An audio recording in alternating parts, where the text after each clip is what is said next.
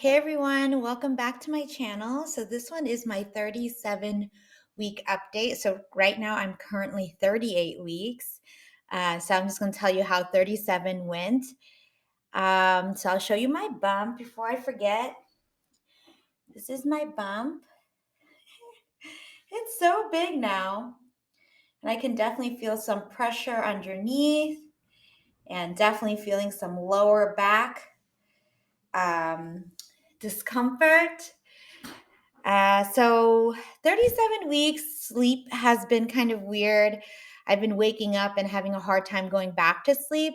So I've been reading a bunch of articles and books to get myself back in the mood of sleep after waking up to pee.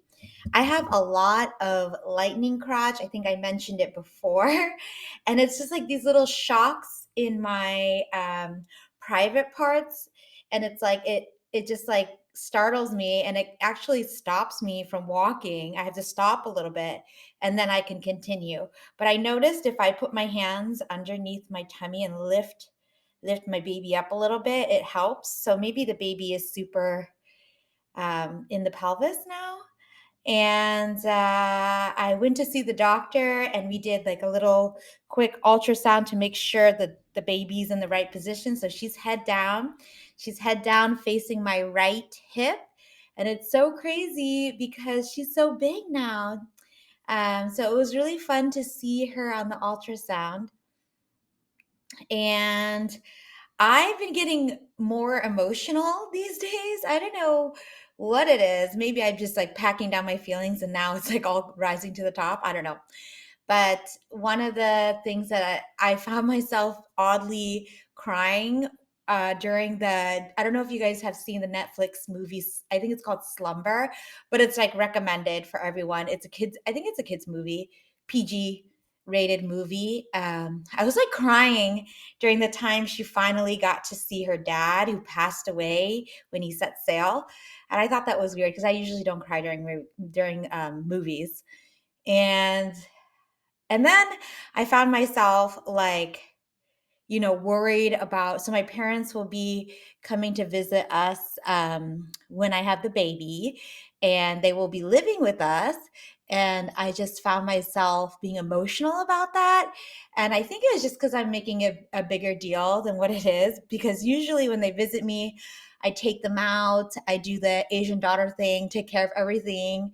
But this time's a little different. I will be the person that needs the taking care of, especially after birth. So that's something that I was worried about. Like, how am I going to get all the stuff that they need?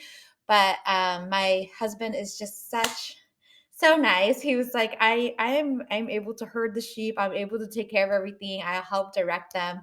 So I just have to like let go a little bit.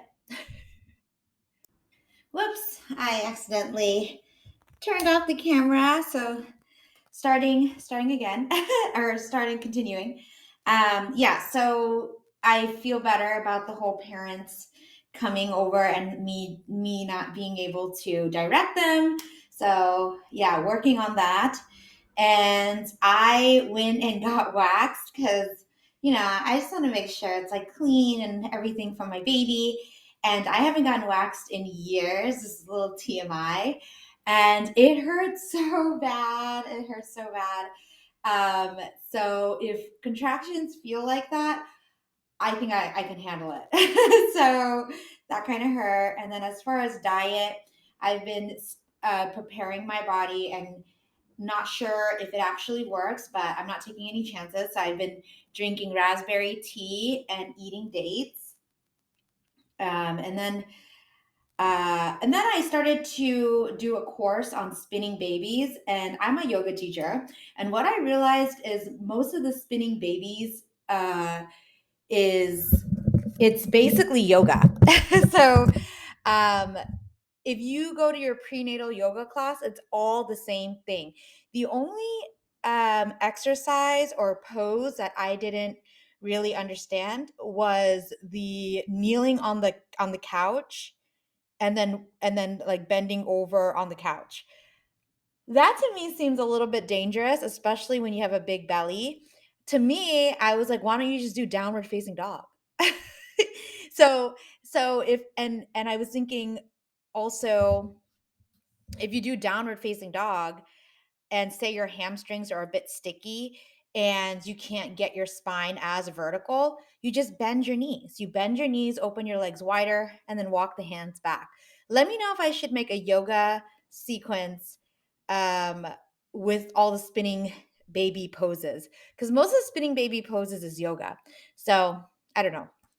And oh, and then we nailed down a nanny. Super excited. She's Chinese, and I wanted an Asian nanny because it's just easier to talk to, and they prepare like the food that is good for recovery. So, and I also started going to prenatal Pilates, which I really love because I want to work on my arms and my butt. I feel like now that I have a big belly with the baby, my butt has disappeared. So I want to work on my butt.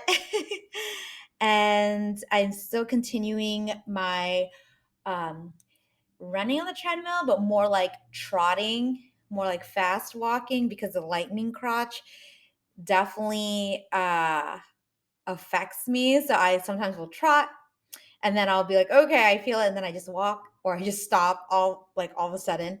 And I've been doing some light weights with my arms, some squats. I've been doing positive affirmations. I also made these positive affirmation cards. You can get them on my Etsy.